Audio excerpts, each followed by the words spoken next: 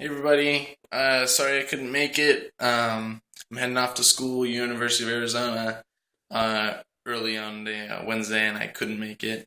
And so I made this video of my presentation, and I'm gonna show you guys what I learned this internship. So here we go.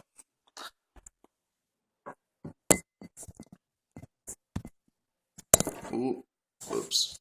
I'm sure you guys can have a good laugh about that. Okay, so yeah, this is my internship here in Seattle.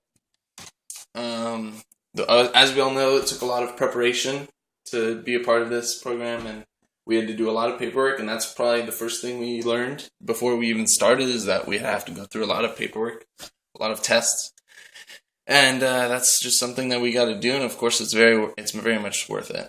And then there's also, we had to get our ID and our badges. Here's mine.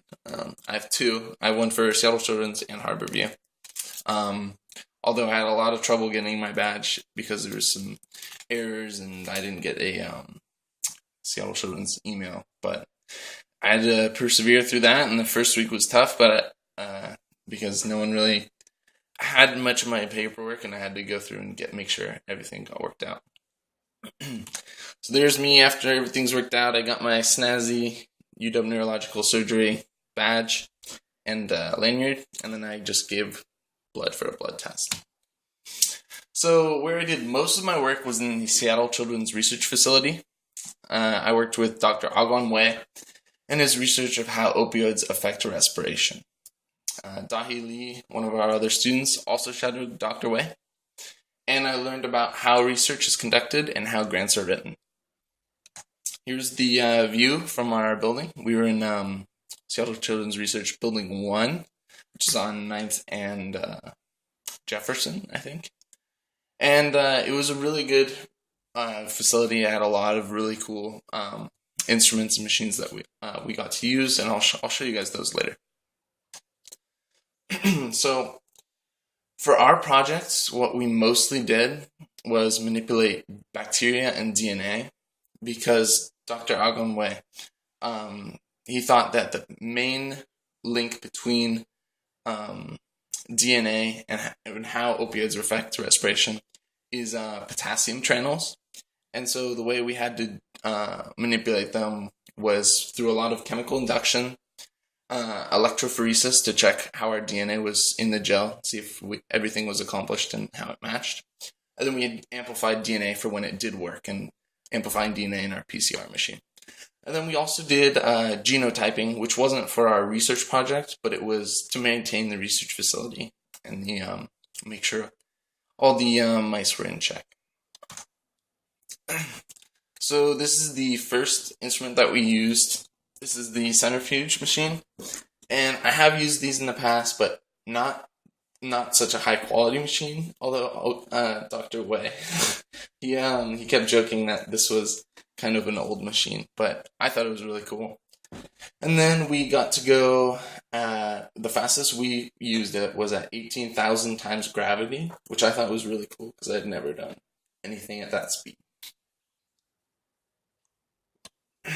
So this is the PCR machine, or the polymerase chain reaction machine. And what it does is it goes through very specific points of temperatures and changes the temperatures of the DNA that you place inside of the machine. And what that does is it allows the DNA to multiply very, very rapidly. In fact, it's actually exponential, because what it does is it splits the DNA strands into two equal pieces, and then it copies the reflection of that side, and then it splits those two that it just made and makes it multiply, and it's exponentially grows. So like I said, we did a lot of electrophoresis, and we made a lot of gels and agarose right here, and we made a lot of agarose and gel. And we ran through a lot of gels to see how our DNA was doing and make sure everything was in check. This was a special electrophoresis that we did, because we did a couple ligations of multiple kinds of DNA and stuff. And it was very, very interesting, and you can see all the really cool lights. And it was like nothing I've ever seen before. That was amazing. So in summary, we helped Dr. Wei, and while his lab was in the early stages because of some setbacks he had, I still feel like we learned a lot and we really helped him and we helped move the lab along. And I can't emphasize how much the lab experience means to me and how amazing that was to actually get experience in the lab. And then, of course, we went to grand rounds, Friday presentations, and then the brain surgery was just amazing. And that was probably my favorite part of this program.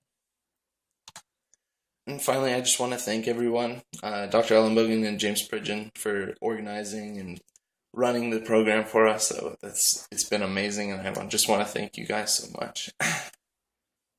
Dr. Wei, I want to thank you very much for giving me my first lab experience, and that really means a lot to me. And then my fellow students, thank you guys. I asked you guys a lot of questions and how you guys were going through your experiences. And then Dr. Ogeman, thank you so much for letting me watch your brain surgery. Thanks, everyone.